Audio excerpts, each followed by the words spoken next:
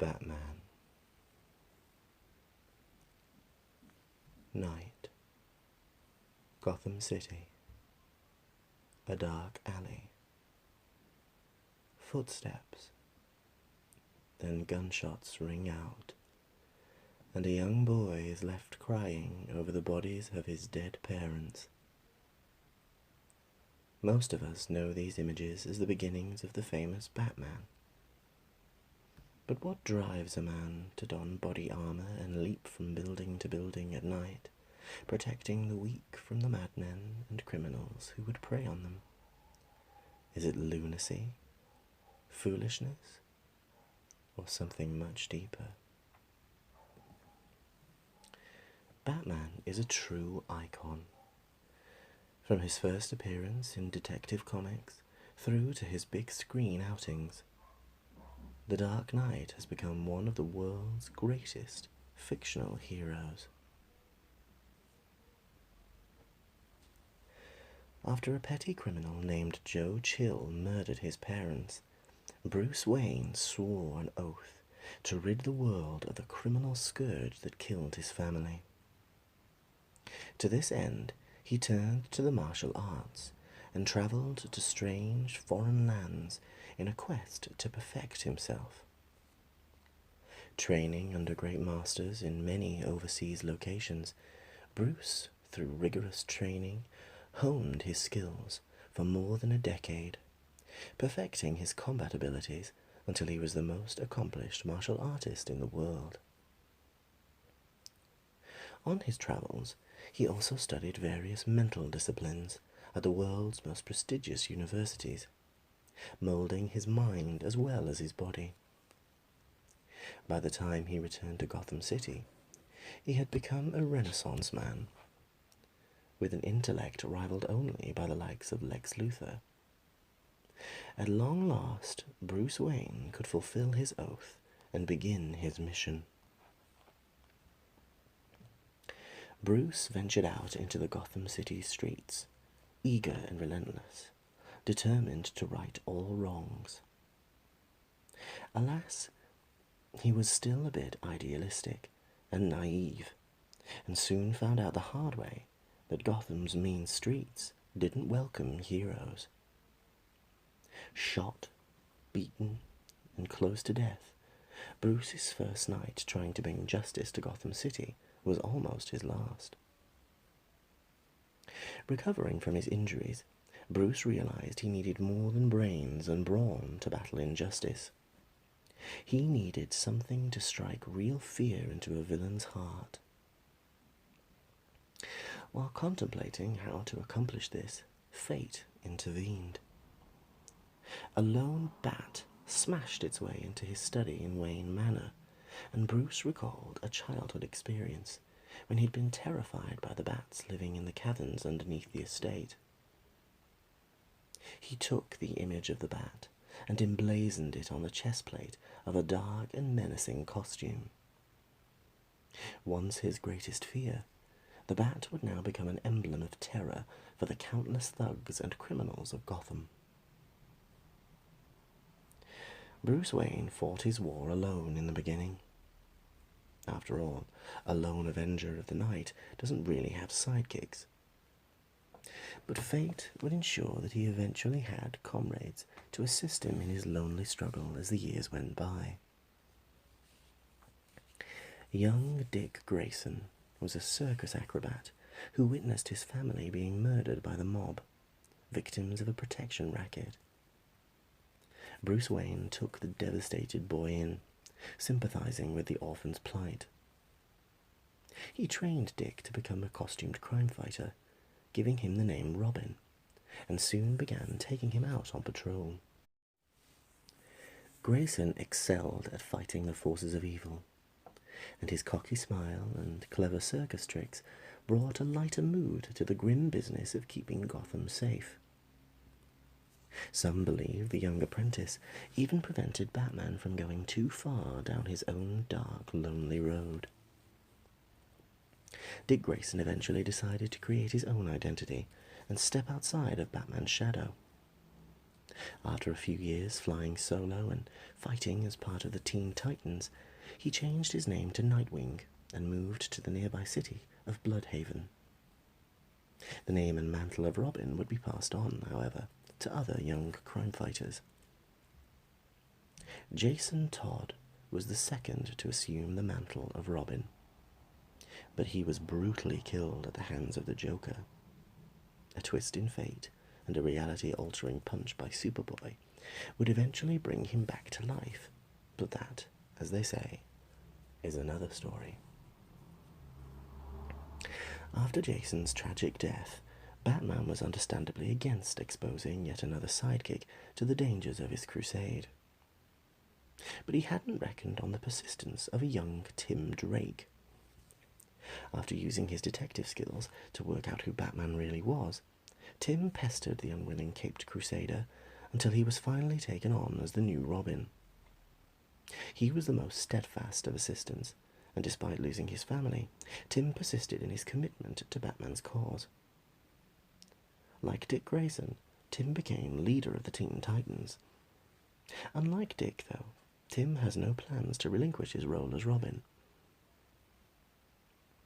Some people argue that prison hardens criminals and makes them all the more inhuman. This was certainly the case for Bane, a genius murderer imprisoned in the Santa Prisca prison of Peñaduro. Bane struggled to survive among his fellow inmates, and on escaping from prison, wanted nothing more than revenge on the Bat-figure haunting his dreams. He began injecting a drug called venom into his veins, which augmented his already incredible strength, and made his way to Gotham with one goal in mind: to destroy the Dark Knight. The first step in his plot was to release all of the villains incarcerated in the notorious Arkham Asylum. Bane watched from afar as Batman battled to recapture the relentless plague of villains. To his credit, Batman took every single one of his released rogues down. Batman made it back home, battered, bruised, and exhausted. He might have expected to be welcomed with a cup of Earl Grey tea from his faithful butler Alfred. Instead, he found Alfred beaten unconscious, and a triumphant Bane standing at the mouth of the Batcave. Bane not only defeated Batman, but as a coup de grace, shattered his spine and threw him to the Gotham City streets, bleeding, broken, and unmasked. Bruce Wayne's body may have been crushed, but honor demanded that his vow to his parents remain unbroken. He acquired an apprentice, Jean-Paul Valley, and bestowed on him both his costume and his mission, while he himself travelled to the other side of the world to heal and recover. As Bruce recuperated, Valley made the Batman identity his own. This new Batman had a clawed costume, an even darker image, and a violent, reckless attitude. Ostracizing Robin and Nightwing, Valley became a dangerous, unstable individual, not far removed from the psychopaths he often battled. As such, he soon found himself facing off against a fully recovered Bruce Wayne. Wayne demanded the Batman identity be returned to him. Valley refused, and Wayne was forced to take back his costume and identity by force. Batman had overcome his physical and emotional defeat and taken back the night, but he was to discover that he could not fight the inherent evils of politics. In an event of biblical proportions, plague ravaged Gotham, which was then struck by a cataclysmic earthquake. This double blow decimated the city, and to make matters worse, international media coverage of the disasters and aftermath brought the city's flaws to the attention of the world at large. Despite valiant attempts by Bruce Wayne to obtain aid for the city, the US government decided the whole urban area was beyond salvation. It gave residents a warning: get out or be trapped in the city, which was now designated an unrecoverable no-man's land. The bridges leading out of the city were destroyed, and the citizens left behind were at the mercy of the supervillains, who rose to rule the streets. with threats of violence as the only real authority. But street by street, block by block, Batman, Commissioner Gordon, and other heroes fought back the wave of villainy and eventually regained control of the city. Seizing an opportunity, Lex Luthor swept into Gotham with aid, supplies, and funding, using cash to get credit and prestige for saving Gotham and earning enough political capital to become the new US president. Bruce Wayne fought Luthor's influence as he knew Luthor was really a master manipulator. As Superman knows all too well, men like Luthor can fool all the people some of the time, especially if alien invasions and flying heroes in colourful costumes act as distractions. There is no rest for the wicked, but even the virtuous don't get much time for R&R. Bruce soon found himself accused of the murder of his ex-girlfriend, Vesper Fairchild. Finding himself at the scene of the crime with a gun in his hand, Bruce fled and went underground while attempting to clear his name. This aroused suspicions of his crime-fighting comrades. They attempted to bring him to justice, despite Batman's vow never to take a life or use guns in his war on crime. Through detective work, Batman was able to reveal the true culprit and clear the name of his alter ego.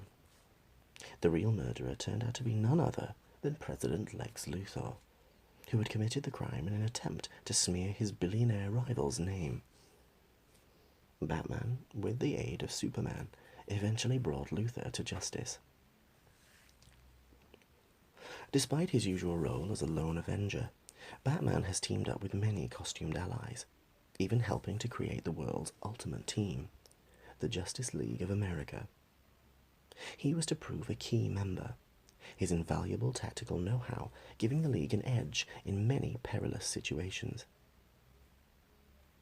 Perhaps driven by extreme pragmatism, being a mortal among a group of superpowered heroes, Batman took drastic steps to protect himself and, if necessary, the world from his teammates.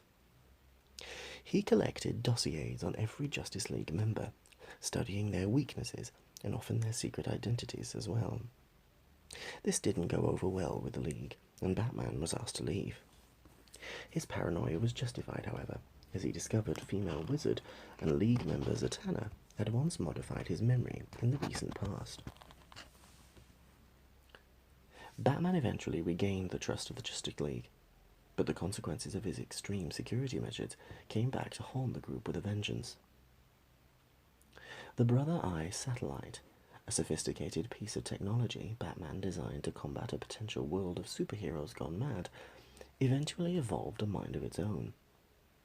It unleashed OMAC, Observational Metahuman Activity Construct, units to do the bidding of Maxwell Lord, leader of the government organization known as Checkmate. These units, actually human beings taken over by cybernetics, were extraordinarily powerful and wasted no time in aiding and abetting another attempt by Lex Luthor to take over the world. Lord was eventually defeated, and Batman, with the help of the Justice League, destroyed the satellite and bested Luthor. This was a key moment for Batman. He realized that paranoia, fear, and distrust were leading him away from the path of justice and lawful vengeance.